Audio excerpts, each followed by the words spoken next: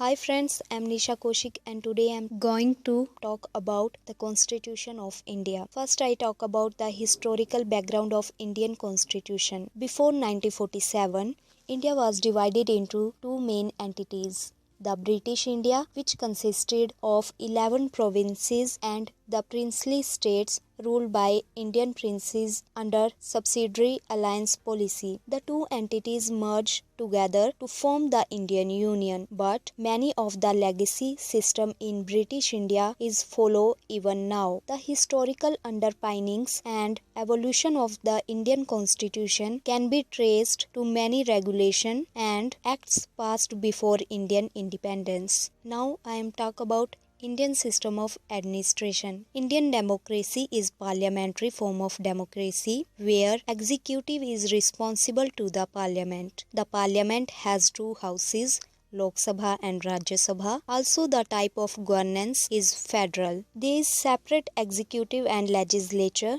at center and states. We also have self-governance at local government levels. All these systems owe their legacy to the British administration. Let us see the historical background of the Indian Constitution and its development through years. Regulating Act of 1773. The first step taken by the British Parliament to control and regulate the affairs of the East India Company in India. It designated the Governor of Bengal, Fort William, as the Governor General of Bengal. Warren Hastings became the first Governor General of Bengal. Executive Council of the Governor General was established. There was no separate legislative council. It subordinated the governors of Bombay and Madras to the Governor General of Bengal. The Supreme Court was established at Fort William as the apex court in 1774. It prohibited servants of the company from engaging in any private trade or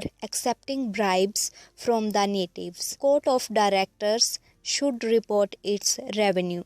Pitt's India Act of 1784 distinguished between commercial and political function of the company, Court of Directors for commercial functions and Board of Control for political affairs, reduced the strength of the Governor General's Council to 3 members, placed the Indian affairs under the direct control of the British government. The company's territories in India were called the British Possession in India. Governors' councils were established in Madras and Bombay. Charter Act of 1813. The company's monopoly over Indian trade terminated. Trade with India open to all British subjects. Next, Charter Act of 1833. Governor General became as the Governor General of India. First Governor General of India was Lord William Bentinck. This was the final step towards centralization in the British India. Beginning of a central legislature for India, as the Act also took away legislative powers of Bombay and Madras provinces. The Act ended the activities of the East India Company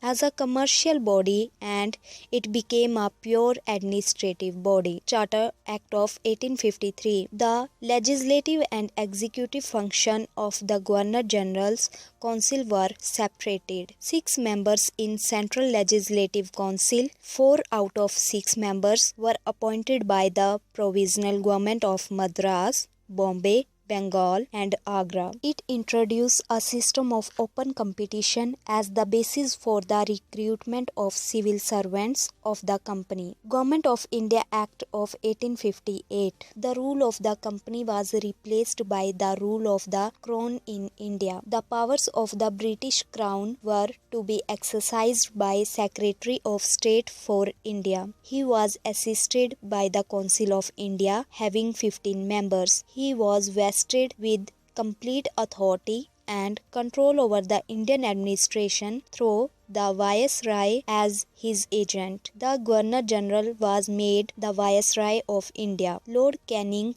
was the first Viceroy of India. Abolished Board of Control and Court of Directors. Indian Council Act of 1861. It introduced for the first time Indian representation in the institution like Viceroys, Executive plus Legislative Council. 3 Indian entered Legislative Council. Legislative councils were established in center and provinces. It provided that the Viceroy's Executive Council should have some Indians as the non-official members while transacting the legislative business. It accorded statutory recognition to the portfolio system, initiated the process of decentralization by restoring the legislative powers to the Bombay and the Madras provinces, introduced indirect election, enlarged the size of legislative councils, enlarged the function of legislative councils, and gave them the power of discussing the budget and addressing questions to the executive. Indian Council Act of 1909. This act is also known as the Morley-Minto reforms. Direct election to legislative councils, first attempt at introducing a representative and popular element. It changed the name of the Central Legislative Council to the Imperial Legislative Council. The member of Central Legislative Council was increased to 60 from 16. Introduce a system of communal representation for Muslims by accepting the concept of separate electorate. Indians for the first time in Viceroy's Executive Council. Satyendra Prasad Sinha as the law member. Government of India Act of 1919. This act is also known as Montagu-Chelmsford reforms. The central subjects were demarcated and separated from those of the provincial subject. The scheme of dual governance diarchy was introduced in the provincial subjects. Under diarchy system, the provincial subjects were divided into two parts, transferred and reserved. On reserved subjects, governor was not responsible to the Legislative Council. The act introduced for the first time bicameralism at centre, Legislative Assembly with 140 members and Legislative Council with 60 members. Direct elections. The act also required that the 3 of the 6 members of the Viceroy's Executive Council were to be the Indians. Provided for establishment of Public Service Commission. Government of India Act 1935. The act provided for the establishment of an All India Federation consisting of the provinces and the princely state as units,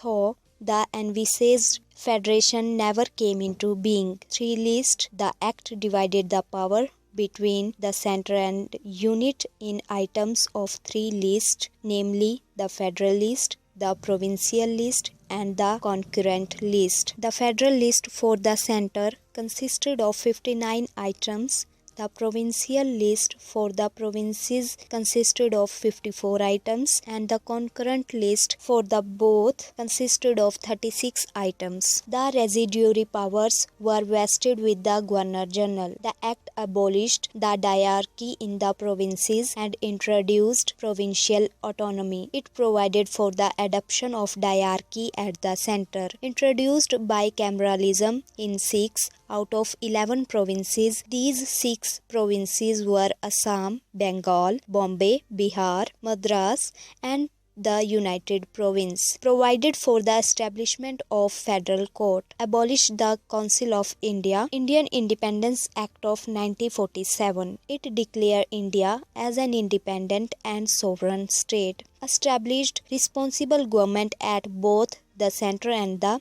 provinces. Designated the Viceroy, India and the provincial governors as the constitutional. It assigned dual function to the Constituent Assembly and declared this Dominion Legislature as a sovereign body. Constitution of India. Laws made before Charter Act of 1833 were called regulations and those made after are called acts. Lord Warren Hastings created the office of District Collector in 1772, but judicial powers were separated from District collector, later by Cornwallis. From the powerful authorities of unchecked executives, the Indian administration developed into a responsible government answerable to the legislature and people. The development of portfolio system and budget points to the separation of power. Lord Mayo's resolution on financial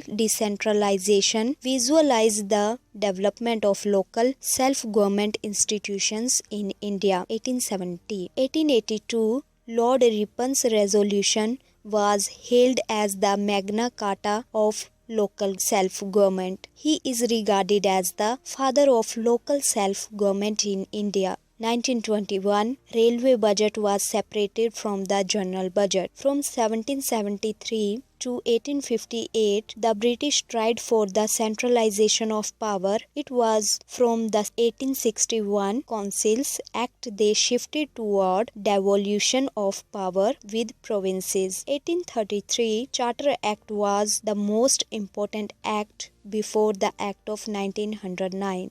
Till 1947, the Government of India functioned under the provisions of the 1919 Act only. The provisions of 1935 Act relating to federation and diarchy were never implemented. The Executive Council provided by the 1919 Act continued to advise the Viceroy till 1947. The modern executive owes its legacy to the Executive Council. The Legislative Council and Assembly developed into Rajya Sabha and Lok Sabha after independence. So friends, I hope you like this video. Thanks.